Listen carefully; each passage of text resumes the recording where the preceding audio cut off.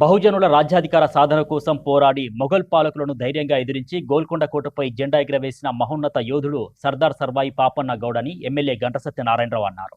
సర్దార్ సర్వాయి పాపన్న గౌడ్ 376వ జయంతి వేడుకల్ని ఘనంగా నిర్వహించారు. ఈ కార్యక్రమానికి ముఖ్య అతిథిగా ఎమ్మెల్యే గంట సత్యనారాయణరావు హాజరై గౌడ సంఘాల నాయకులు, ప్రజాప్రతినిధులతో కలిసి పాపన్న గౌడ్ విగ్రహానికి పూలమాలలు వేసి ఘన నివాళులు అర్పించారు. అనంతరం భూపాలపల్లి జిల్లా కలెక్టర్ కార్యాలయంలోని ఐడీఓసీలో జిల్లా బీసీ సంక్షేమ శాఖ వారి ఆధ్వర్యంలో ఏర్పాటు చేసిన కార్యక్రమానికి జిల్లా కలెక్టర్ రాహుల్ శర్మతో కలిసి ఎమ్మెల్యే గండ్రా ముఖ్య అతిథిగా హాజరయ్యారు. జ్యోతి ప్రజ్వలన చేసి కార్యక్రమాన్ని ప్రారంభించారు. ఈ సందర్భంగా వారు మాట్లాడుతూ సమాజంలోని అణగారిన వర్గాల ఆత్మగౌరవం కోసం ఆయన చేసిన పోరాటం నేటికి స్ఫూర్తిదాయకమని తెలిపారు.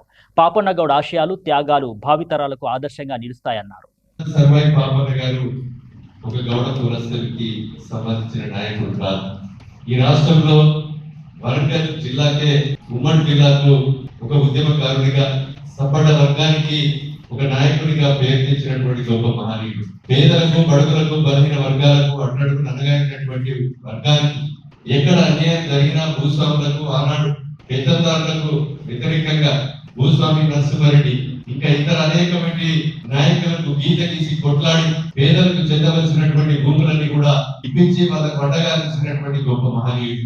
నల్గొండ కోటాన్ని తట్టి బ్రిటిష్, ఇంగ్లీష్ వాదులను కూడా ఏదైతే అవినీతికి, అక్రమాలకు వ్యతిరేకంగా పోరాడినటువంటి గొప్ప మహనీయుడు. కుమ్మరి 5-6 రకాల నుంచి నాయకులను ఎగదీసి ఒక ఉద్యమకారులుగా తయారు చేసి అవినీతికి వ్యతిరేకంగా పోరాటము ఈ నడుము బిగించినటువంటి గొప్ప మహనీయుని ఈ రోజు గౌరవ ముఖ్యమంత్రి రేవంత్ రెడ్డి గారు ట్యాంక్ బండ్ మీద వారి యొక్క ట్యాంకులను మనము ఇనాగ్రేషన్ చేసుకోవడం పేదలందరికీ గర్వకారణమని మీకు ఈ సందర్భంగా నేను తెలియజేస్తున్నాం. ఒక కులమే కాదు, సంపన్న జాతికి గొప్ప మహనీయుడు. వారిని 376వ జయంతి కాదు, వారి ఇంకా 1000 సంవత్సరాల జయంతిని నిర్వహించుకున్న వారి యొక్క పోరాట పటిమ ఎక్కడికి కూడా చిరస్థాయిగా మిగిలిపోతుంది. కనుక ఈ రోజు వారిని ఆదర్శంగా తీసుకొని ఈ భూమి మీద పుట్టినటువంటి ప్రతి ఒక్క వ్యక్తి వారి ఆశయాలను, వారి సిద్ధాంతాలు అందరం కూడా పరిగణలోకి తీసుకొని నిజాయితీగా, అవినీతికి తావు లేకుండా మాటలు చెప్పడం కాదు, ఆచరణలో వారి ఆశయాలను అమలు చేయవలసినటువంటి బాధ్యత కూడా మనందరి మీద ఉందని ఈ సందర్భంగా మేము తెలియజేస్తున్నాం.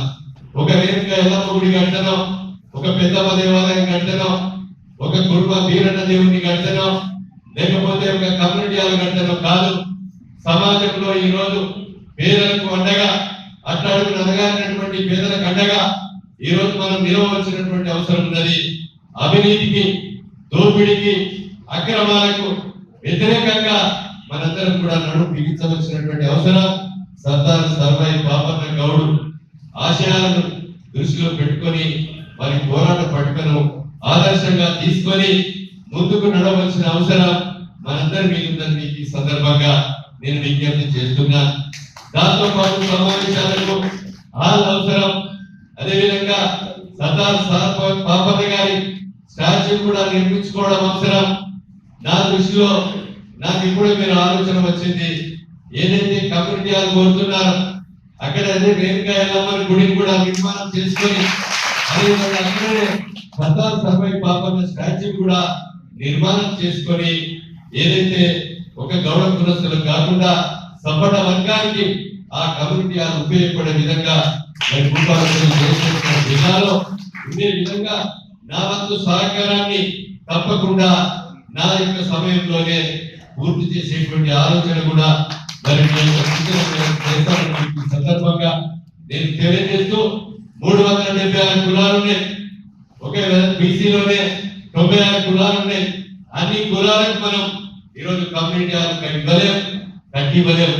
కనుక ఈరోజు సర్దార్ సర్వాయి పాపన్న ఒక గౌడ కులస్తుడు కాదు, సంపన్న వర్గానికి ఒక పోరాట యోగుడు.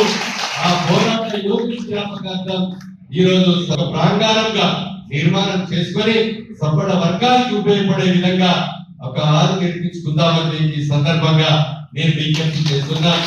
కులాలకు అతీతంగా, మతాలకు అతీతంగా ఈ రోజు పోరాడినటువంటి గొప్ప మహనీయుని ఈ రోజు మనం స్మరించుకొని ముందుకు సాగవలసినటువంటి అవసరం మనందరి మీద ఉందని సందర్భంగా నేను విజ్ఞప్తి చేస్తున్నా.